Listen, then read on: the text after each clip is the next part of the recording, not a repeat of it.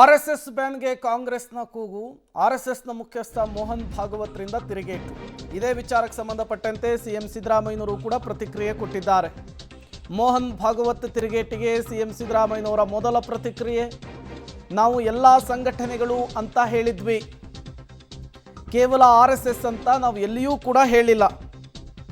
ಅವು ಆ ರೀತಿ ಅರ್ಥ ಮಾಡಿಕೊಂಡ್ರೆ ಹೇಗೆ ಹೇಳೋದು ಅಂತ ಕೇಳಿದ್ದಾರೆ. ನಾನು ಮೋಹನ್ ಭಾಗವತ್ ಅವರಿಗೆ ಉತ್ತರವನ್ನು ಕೊಡಬೇಕಾಗಿಲ್ಲ. ಬಳ್ಳಾರಿಯಲ್ಲಿ ಸಿಎಂ ಸಿದ್ದರಾಮಯ್ಯನವರು ಮೋಹನ್ ಭಾಗವತ್ ಅವರು ಕೊಟ್ಟಂತಹ ಹೇಳಿಕೆಗೆ ಮಾತನಾಡಿದ್ದು ಹೀಗೆ.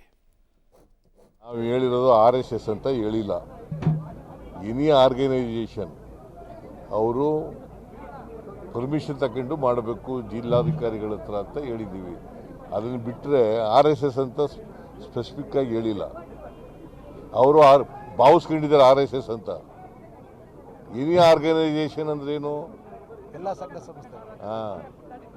ಆಮೇಲೆ ಹೇಳಿ, ಭಾಗವತ್ ಹೇಳೋದಕ್ಕೆಲ್ಲ ನಾವು ಉತ್ತರ ಕೊಡೋಕ್ಕಾಗಲ್ಲ. ಮತ್ತಷ್ಟು ಡೀಟೇಲ್ಸ್ ಕೊಡ್ತಾರೆ ಮಸೂದ್, ನೇರ ಸಂಪರ್ಕದಲ್ಲಿ ಜಾಯ್ನ್ ಆಗಿದ್ದಾರೆ. ಮಸೂದ್, ಸಂಘ ವರ್ಸಸ್ ಸರ್ಕಾರ ರಾಜ್ಯದಲ್ಲಿ ನಡೀತಾ ಇದ್ದಂತಹ ಜಟಾಪಟಿಗೆ ಅಲ್ಪ ವಿರಾಮ ಬಿದ್ದಿತ್ತು.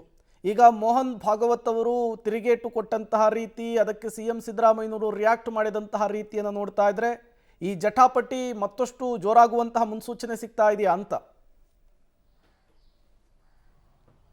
ಪ್ರೇಮ್, ರಾಜ್ಯದಲ್ಲಿ ಪಥಸಂಚಲನ ಜಟಾಪಟಿ ಕಳೆದ ಒಂದು ಕಾಲು ತಿಂಗಳಿಂದ ನಡೀತಾ ಇದ್ರು ಕೂಡ ಸಂಘ ಮೌನವಾಗಿತ್ತು. ಬಿಜೆಪಿ ನಾಯಕರು ಅವರ ನೆಲೆಯಲ್ಲಿ ಮಾತಾಡ್ತಾ ಇದ್ರು, ಅವ್ರಿಗೂ ಕೂಡ ಮಾತಾಡಬೇಡಿ ಅಂತ ಒಂದು ಹಂತದಲ್ಲಿ ಸಂಘದವರು ಸೂಚನೆ ಕೊಟ್ಟಿದ್ರು.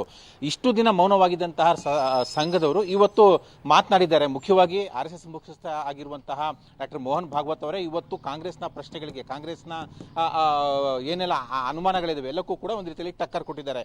ಉಪನ್ಯಾಸ ಕಾರ್ಯಕ್ರಮದಲ್ಲಿ ಬೆಂಗಳೂರಿನಲ್ಲಿ ಅವರು ಮಾಡ್ತಾ ಇದ್ದಾರೆ. ಅಲ್ಲಿ ಸಂವಾದ ಸಂದರ್ಭದಲ್ಲಿ ಹಲವು ಪ್ರಶ್ನೆಗಳಿಗೆ ಉತ್ತರ ಕೊಟ್ಟರು. ಮುಖ್ಯವಾಗಿ ಸಂಘದ ನೋಂದಣಿ ಬಗ್ಗೆ ಕಾಂಗ್ರೆಸ್ನವರು ಏನು ಪ್ರಶ್ನೆ ಮಾಡ್ತಿದ್ದಾರೆ, ನೋಂದಣಿ ಬಗ್ಗೆ ಒಂದು ಸ್ಪಷ್ಟೀಕರಣವನ್ನು ಕೂಡ ಮೋಹನ್ ಭಾಗವತ್ ಅವರು ಕೊಟ್ಟಿದ್ದಾರೆ.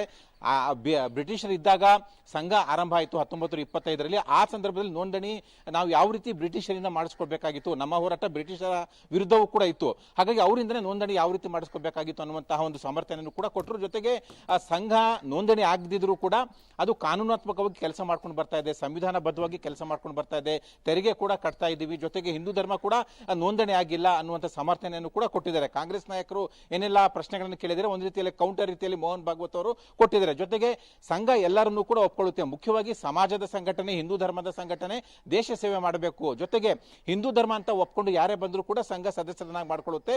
ಪಂಥ, ಜಾತಿ, ಧರ್ಮದ ಆಧಾರದಲ್ಲಿ ನಾವು ಸದಸ್ಯರನ್ನಾಗಿ ಮಾಡ್ಕೊಳ್ಳೋದಿಲ್ಲ. ಆದರೆ ಸಂಘ ಪಾರದರ್ಶಕವಾಗಿದೆ, ಯಾರು ಬೇಕಾದ್ರೂ ಕೂಡ ಸಂಘದ ಶಾಖೆಗೆ ಭೇಟಿ ಕೊಡಬಹುದು. ಸದಸ್ಯರಾಗಬೇಕು ಅಂದ್ರೆ ಹಿಂದೂ ಧರ್ಮವನ್ನ ಒಪ್ಕೋಬೇಕು ಅನ್ನುವಂತಹ ಮಾತನಾಡಿದ್ದಾರೆ.